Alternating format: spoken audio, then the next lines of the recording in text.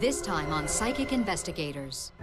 In Smalltown, Georgia, a man is murdered in his own bed. It was a violent crime. It touched the very core of this community. There are no witnesses and no murder weapon. We didn't have much of anything. But the family wants answers. He didn't deserve this. Our family was desperate.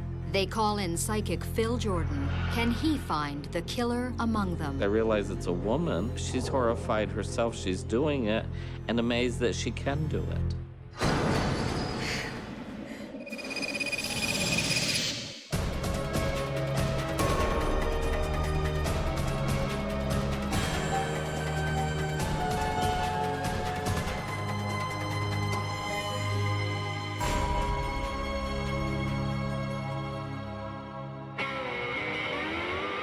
Thomaston, Georgia, about an hour's drive from Atlanta. An old mill town that's seen better days. A sleepy little community where doors are left unlocked. That is, until one late summer day in 2002. 8:30 in the morning, September 9th, a neighbor arrives at Thomas Bragg's front door. Bragg, a roofer, has recently broken his leg in a fall. His neighbor has offered to take Bragg on some errands. When no one answers, the neighbor steps inside. In the bedroom, he makes a disturbing discovery.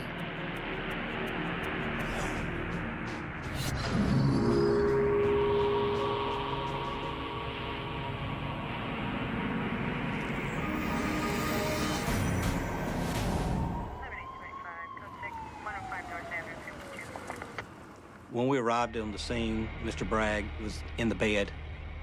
He had the pillow over his face. Sergeant Tim Ledbetter is the lead investigator. He was tucked in the bed like somebody had placed him there. But who? The killer? This is murder. Ledbetter calls the Georgia Bureau of Investigation for help. Special Agent Vaughn Estes immediately rules out robbery as the motive. This doesn't look right. You've killed a man here in this room. You didn't take anything. You didn't disturb anything. Everything's still in its place. This is TGA Action News. Mike Ellerby reporting. A shocking discovery in Thomaston this morning. Police found the body of 46-year-old Thomas Bragg in his Fifth Avenue home. Police are asking anyone who has information about the case to call the Thomaston Police Department.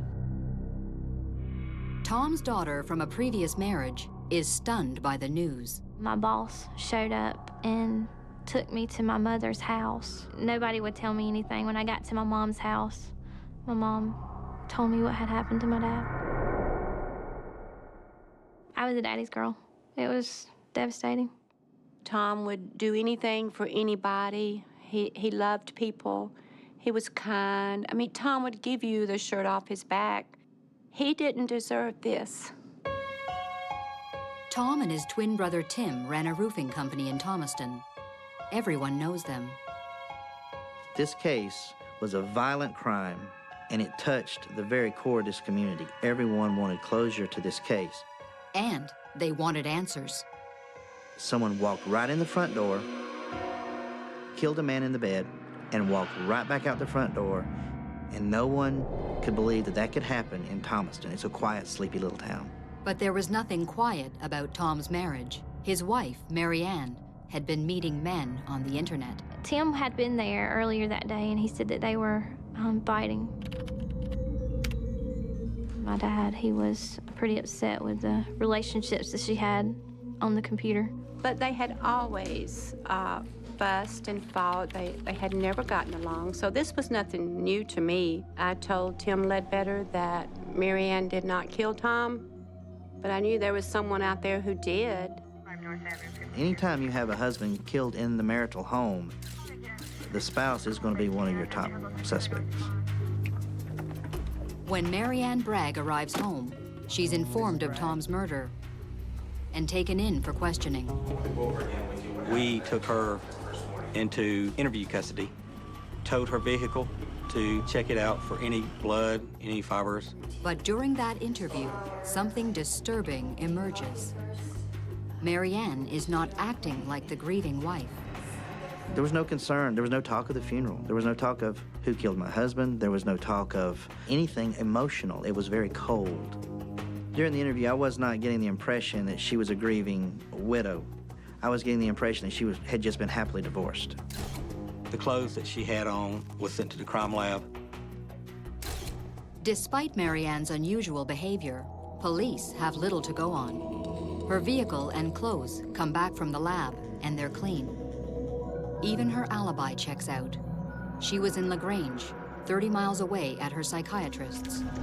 There is no hard evidence to tie Marianne Bragg to her husband's death. Weeks go by. Tom's friends, family members, co-workers, and neighbors are interviewed and re-interviewed. But nothing. With no new information, the case is going nowhere fast. There was always that hope that something new would turn up. A little bit of information that could be the glue to put a lot of puzzle pieces together.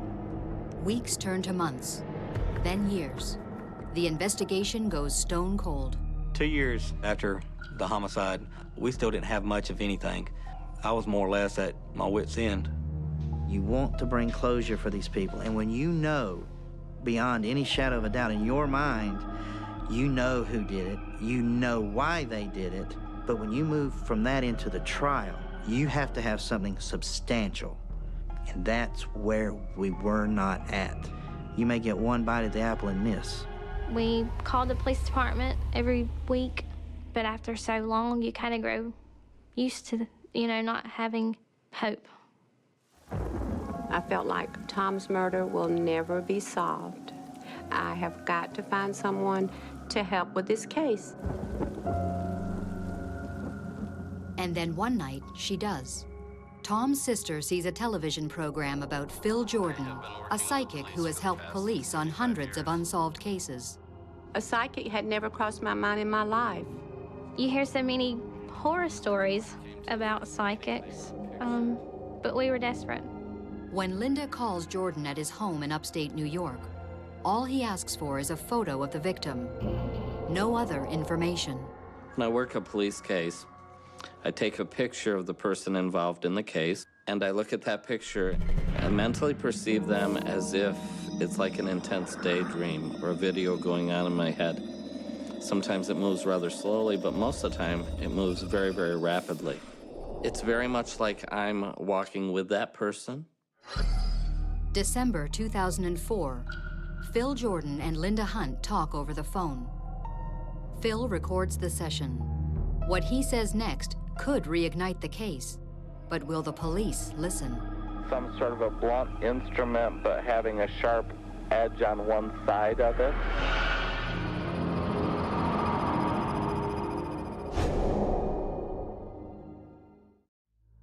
Thomaston, Georgia, a man is bludgeoned to death in his own bed. After 2 years, the case is cold. Desperate for answers, the family contacts psychic Phil Jordan, who immediately zeroes in on the murder weapon. Some sort of a blunt instrument, but having a sharp edge on one side of it.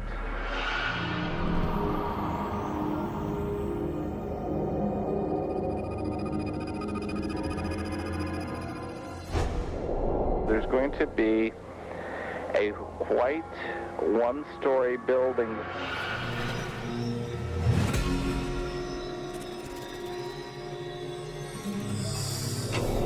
Maybe would have been doctor's offices or something of that nature.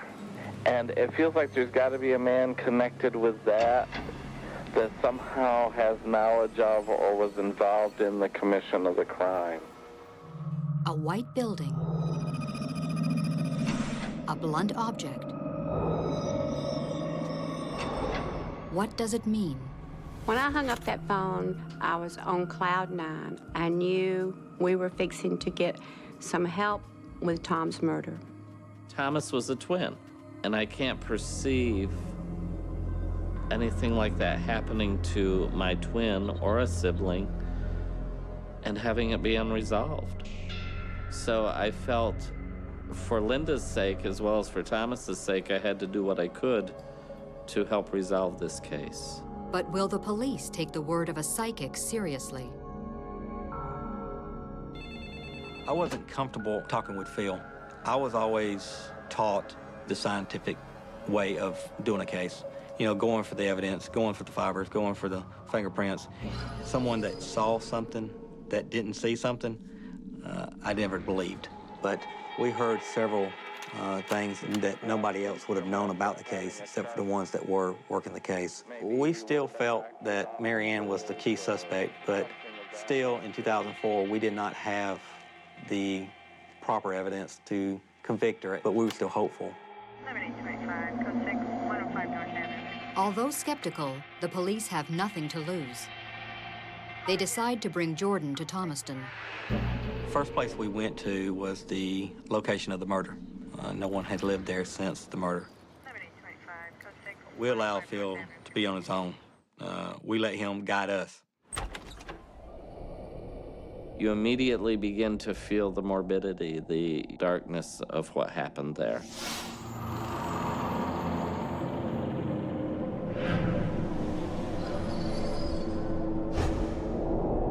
My psychic self takes over, and I walk through the house as if the house is furnished, as if people are living there,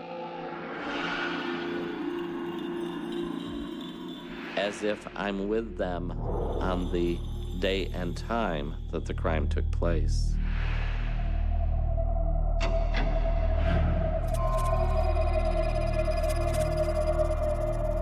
He kept seeing dollar signs. He mentioned that the reason that Thomas was killed was a good possibility that the motive was for money. When Phil, he was giving us the impression of what he saw, he didn't know that we knew about the insurance policy. We didn't tell him that we knew about the insurance policy. The police know that Mary Ann took out a $25,000 life insurance policy 7 months before Tom's death. But that on its own isn't enough to build a case. And to the left, there's a room that's intriguing to me, psychically intriguing. There's something about that room.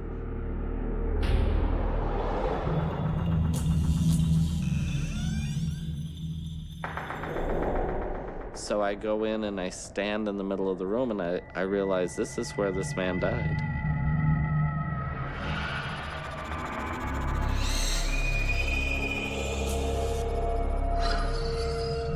He ended up taking us into the room where the murder had occurred without us even telling him where it was. He was able to tell us where the bed was laying, how Thomas was laying in the bed that nobody else knew about. It kind of hit home. It really did. Now the psychic seems to be channeling the victim.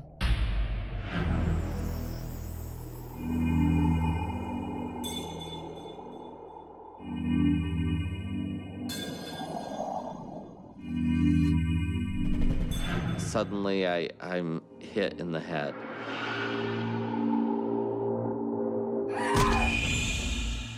I can't move. This is somebody I knew, somebody that I loved. Why are they doing this to me? Even more chilling. Now he becomes the killer.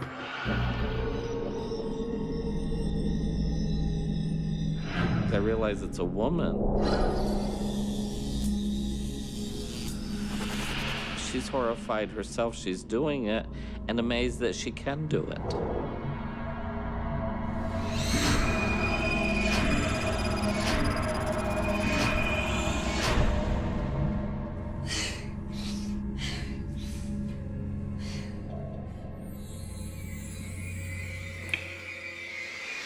How the person was swinging the item. He gave us the picture of a hammer, where she might have stood.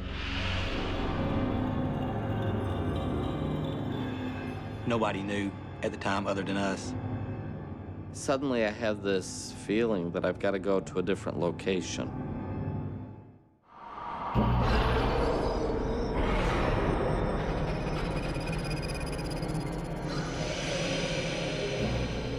I leave the room, tell the detectives we've got to get in the car, and I will direct you to where we have to go. He wanted to get in the car and drive. He said he had a strong feeling that he needed to take us somewhere. I just wait and see why I'm going where I'm going. He'd never been here before in his life, didn't know the town, didn't know the streets. He told me to start turning at certain roads.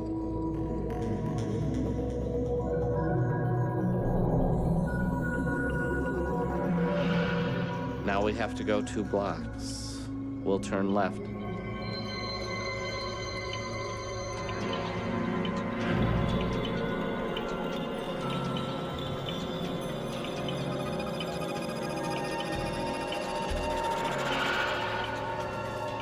I say we have to go to the end of the street.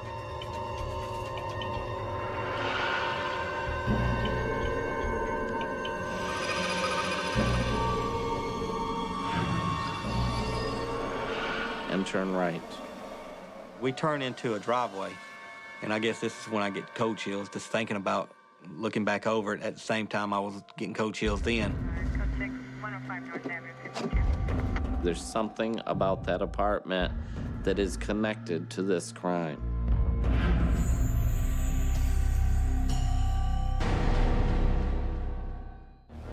In Thomaston, Georgia, psychic investigator Phil Jordan is helping the police find the killer of Thomas Bragg. Jordan leads them to a house. But why this one? We turn into a driveway, which was an apartment complex. We pulled right in front of Mary Ann Bragg's front door, where Mary Ann Bragg was living at this time. How? And I tell them the second apartment from the end is psychically intriguing to me.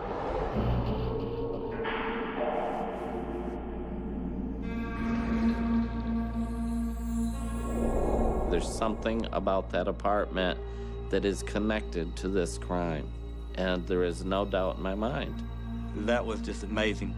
Without being told anything, Jordan has taken the cops straight to their original prime suspect's new home. They are convinced now, more than ever, that Mary Ann Bragg killed her husband. Before leaving Thomaston, Jordan offers the police more intriguing psychic clues. I sense copper, Louisiana,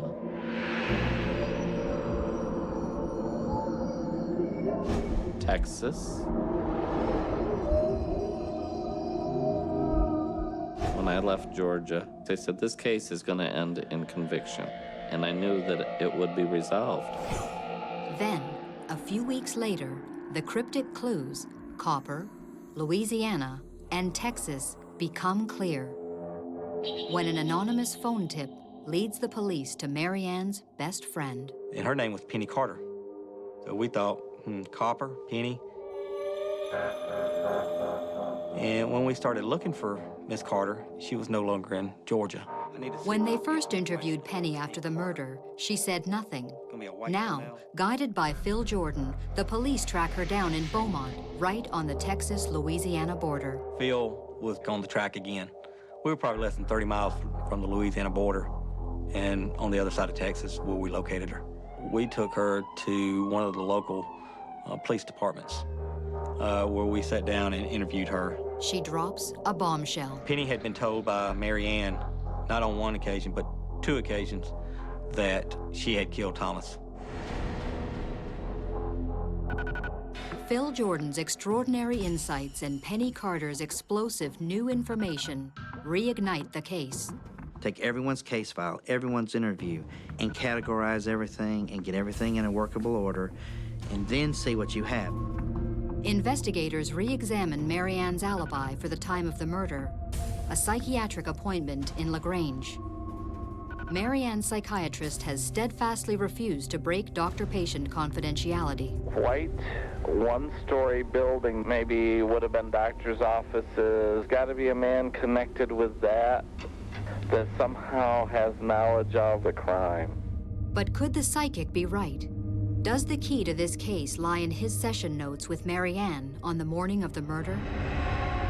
We were able to get the judge to issue the search warrant. We thought the information that was involved was more important than the patient confidentiality. And we were right. That was a pivotal piece of information. She's reporting to her psychiatrist, "My husband's dead before the body's been discovered." I thought she was telling me the truth, and I believed her for a long time. Mary Ann Bragg is arrested on November 7th, 2005. 10 months later, the trial begins. Ms. Bragg, did you kill your husband? No, sir. The prosecution argues that Mary Ann Bragg struck her husband repeatedly on the left side of the head with a blunt instrument, covered his head with a pillow, and left for her doctor's appointment in LaGrange. As the trial unfolds, it becomes clear that Phil Jordan's visions were dead on. First, the cryptic connection to copper when Penny Carter tells the court what Mary Ann told her. What would you do or say if I killed Tom? Did you go to the police? No, I didn't. I was scared. Then, the doctor's notes from the morning of Tom Bragg's murder. Did Mary Ann Bragg see Dr. Andrews that day? The notes say that she did. Heath English is the assistant district attorney. The doctor's log indicated when he met with Mary Ann, she was quite upset. The reason for her state that morning was that her husband had been found dead. At that point in time, no one had contacted Mary Ann Bragg. And finally, the motive. The main motive in this particular case was money. After a 4-day trial, Mary Ann Bragg is found guilty and sentenced to life in prison. Her lawyers immediately file an appeal. When talking to people and they ask me who is the most cold and diabolical and ruthless person I've ever encountered, I say the name Mary Ann Bragg. Without the visions of psychic Phil Jordan, the evidence leading to her conviction may never have been found. How did he see what no one else could? I think many times people's skepticism allows them to close a door that they may have wished could have been left open. Her statements to Penny, the statements made to the doctor, helped bring everything together. And without those two, to this day, I don't think you'll have a complete picture. Dealing with Phil throughout this case, it opened my mind to think more outside the box. Phil Jordan, with the help of the detectives, I give all the credit to. Phil Jordan is my hero.